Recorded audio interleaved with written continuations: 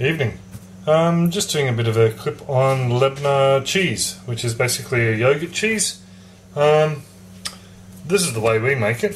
What we do is got some yogurt that we made up this morning for a clip I did, and to eat, of course. Some cheesecloth. This is just doubled over cheesecloth, and a container to drain it into. So all you pretty much will do is grab a nice thick yogurt. Greek yogurt works fairly well with it. Ours is naturally thick because I add the extra milk powder when I make it. And it's as easy as, first of all, so I don't have any extra hands at the moment, securing the cheesecloth to the outside of the container and spooning in I'll probably do about half of this, so probably about 500 mils or half a litre of yogurt.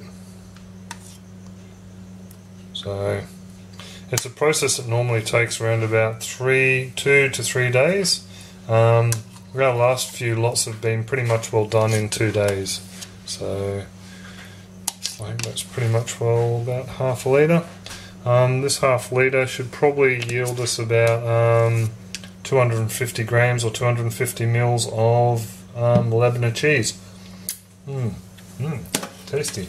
So anyway, all we do now is bag up this yogurt. Now, might have to call Bianca for this. I'll just see how I go.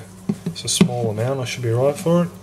All you really need to do is just, as you can see, turn it into a little ball in the bag. Give it a twist and tie it off. Now, with this lot here, what I'll be doing is putting a rod in the middle and just tying some rubber bands around that to hold it into position. Twisting some rubber bands, I should say. So it's just a matter of doing that. And that will keep it on there and suspended over the jar. And I get to have the overhang. So that's pretty much well it. After I tidy up the sides, and I don't know if you can see in there, but it's already collecting the whey in the bottom down there. So that there will then be used in our next batch of bread. So that's pretty much all it. I'll come back to it in a couple of days and show you how it went. Right, so here we have the cheese. It's been sitting here for 48 hours. I've been emptying the whey out, and I've put it in this little Pyrex jug here. And just to let you know, there's about 200 mils. So from about 500 mils of the cheese, the yogurt that actually went in, about 200 plus has actually come out. So what I'm going to do now is just weigh the cheese on the scales here, just zero it down, just to see how much cheese we actually got from 500 mils of yogurt. So as soon as we can unravel the rubber band.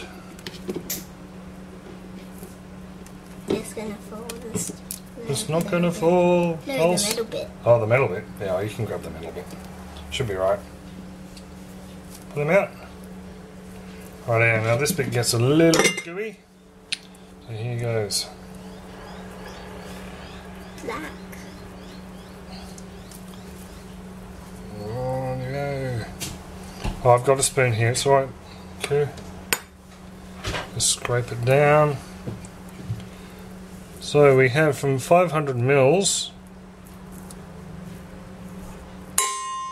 of yogurt, we have got approximately 180 grams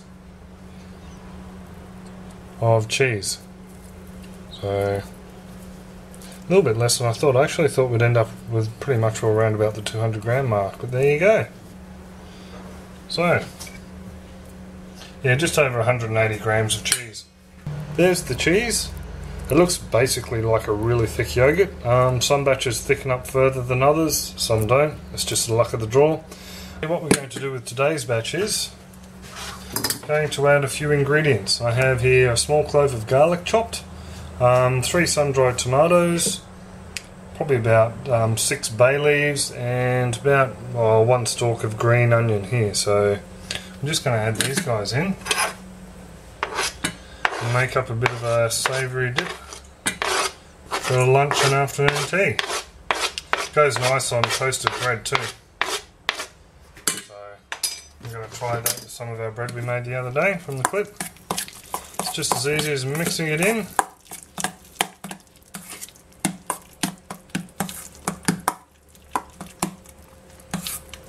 There you go. Probably a good idea to let it sit for a little while just to let the flavours go through it. And I'm just going to add some of the oil from the sun-dried tomatoes in as well, as I really like the flavour in that. Just mix that around. You can give that a stir.